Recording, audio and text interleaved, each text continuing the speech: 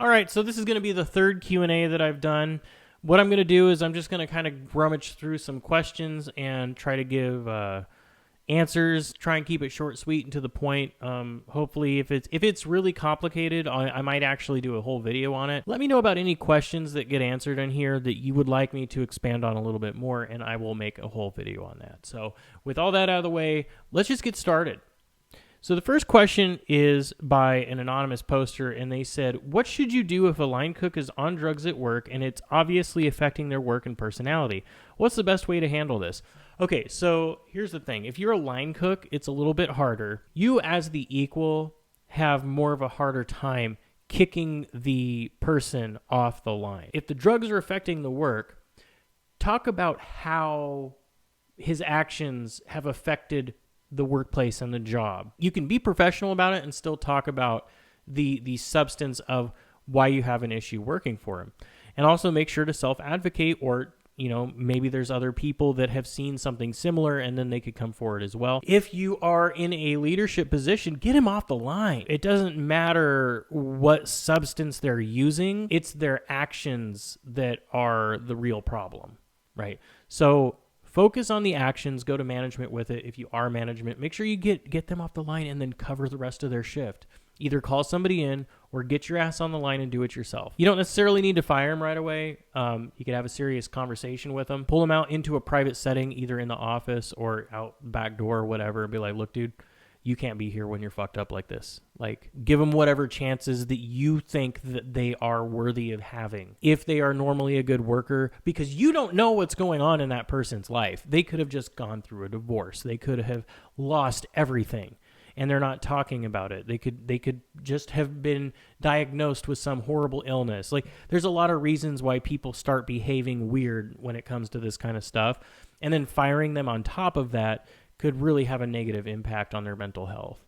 And especially this time of year when we have like lots of mental health issues and suicides and stuff go up, really just take a chill pill on that. Send them home, because they can't be around other people and hurting other people. But like, you know what? Go home, get some rest, get some coffee. I'll see you tomorrow. We'll talk about this. We'll see what we can do. And make sure they understand it's like, yeah, you still have a job, but I cannot let you work here under these circumstances, right? When it comes to soups, you saute your veggies first, right? The base of your soup is always some kind of fat and sauteed veggies, right? I mean, basically, yeah. Now, there's some cases where you're going to want to sweat your mirepoix before you put it into a soup.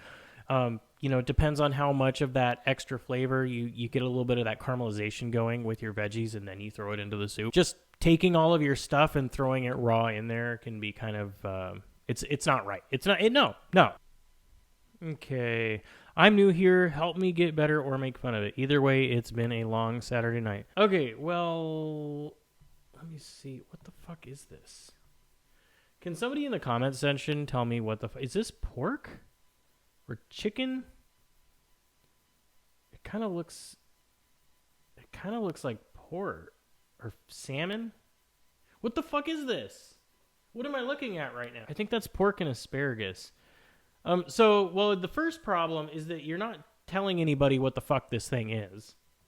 So I can't really, like, there's only so much I can get. I mean, it's fucking pork and asparagus, dude. So you overcook the asparagus, and then you tried to hide the fact that you overcooked the asparagus by putting the sliced pork on it in kind of a sloppy way. You need a sauce. You need to cook better on the asparagus. You need a garnish, and you probably need a starch to go with it. That would probably be ideal. You could easily upgrade this by doing some new potatoes. Flash the asparagus on the grill. Blanch it beforehand and saute it or put it on the grill, whatever you're going to do. But you overcooked the ever-loving shit. I mean, look at how flat that asparagus is. It's so flat. You don't have to shingle the pork on the asparagus like that. You could set the pork off to the side, and you actually want to be able to show the asparagus off. And then you could have the new potatoes off to the side somewhere as well. You don't have to necessarily stack everything, but that would fill the plate up a little bit more. The cook on the pork is actually not too bad, assuming this is pork. Let me know. Yeah, seriously, let me know in the comments if this is pork or if it's chicken or salmon. I'm pretty sure it's pork. What is the best and most polite beginner's plating book to give to a friend? He is in desperate need of plating help. If I show you, you would pass out. So what would you recommend for me to get him without ripping out his dignity? Thanks in advance. So as a beginner, one of the things I would highly recommend is actually kitchen creativity. Now, this goes a long way. It talks about, let's just pick one simple one. So this, I'm fucking everything up. Okay, so this is a whole thing about edible flowers. This has all kinds of edible flowers and what you could use. All of these are different things like aromatics, the different types of flavors like bitter, sweet, etc., edible flowers. And there's also an entire section on plating as well.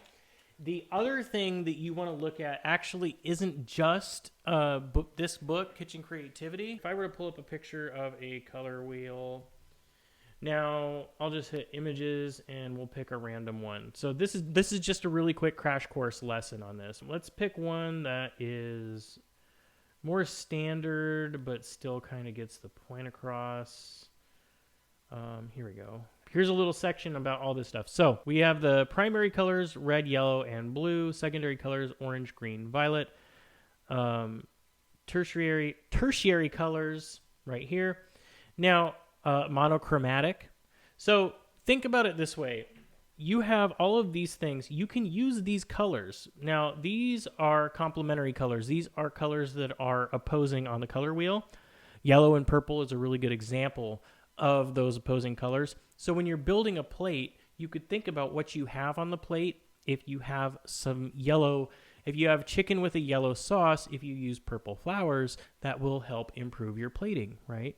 And then if you want to do something monochromatic, you might have something, it may not be blue, it maybe it's like something like green. So you have like really dark green salad with like pistachios and other things that are kind of all in that scale together. Using the concept of complementary colors, those opposing colors, and picking color schemes, learning what color schemes are. Essentially, color schemes are all things that work together. Like when you play music, if you play certain notes and you play them in the wrong order, you play them like there's certain notes when played together, you can pretty much play them in any order. But if you add some weird random note, like a sharp or a flat, into something that doesn't have any sharps and flats, and you put it in the wrong place, it could fuck everything up. I'm trying to give you a crash course in something that like actually takes a long time to explain, so I hope that I'm getting it through. Like I said, if you have any more questions or you want like a whole video on it, on plating and stuff like that, let me know and I can tell you. But essentially, the principle of it is to use principles of art, because cooking is all about the flavors and producing flavors and flavor profiles, right? The plating is the visual representation of all of that on the plate and making it beautiful, because all of your flavors might be there, but if you think about it this way, you could grind it all up into a blender, puree it, and slap it all on the plate. It'll look like a big pile of shit, and it doesn't matter how good it tastes. Stay away from doing the 6 o'clock, 9 o'clock, 11 o'clock, or 2 o'clock, 6 o'clock, 11 o'clock, 2 o'clock, or 12 o'clock. Stay away from using the clock thing.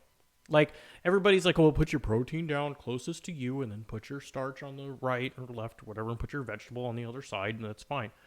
Like, that's how grandma plates, okay? And grandma has awesome food, but you're trying to be a line cook and cook professionally at a restaurant. You're not trying to be a grandma, as far as I know. Maybe you are. If that's the case, plate that way, and your grandparents will, or your grandkids will love your food. So that's all I have to say about plating. Let's move on to the next one. Can anyone recommend a good inventory system or program? So there's ones that you can pay for. If you have a mom and pop place and you need an inventory system, honestly, dude, just Excel. I actually still have my old inventory and prep systems all like saved on an Excel document. And there's a way that you can automatically calculate all of your pars if you know how to use formulas and stuff. And if you want to see a full breakdown of setting up an inventory and par sheets, I can totally do that. Let me know, but Excel is your best friend. Learn Excel. Watch some Excel videos, learn some formulas, and get your inventory in line. Way cheaper than buying a whole setup. What's it like working in a restaurant? Does anybody know what this is? It's a fax machine. How the fuck do I get the smell of onions off my hands? Made beer battered onion strings Wednesday, and I can still smell them onions on my hands. Same thing happened last week. Wear gloves. But seriously, if you have something stainless steel, wash your hands with the stainless steel thing. It'll take the smell of the onions away. But try wearing gloves first. If that doesn't work, wear double layers of gloves and try that. Well, I hope that was informative. If you want to see more Q&As, here is a playlist featuring those. But you guys have an awesome day, and I will see you on the next one. Have a good one. Peace.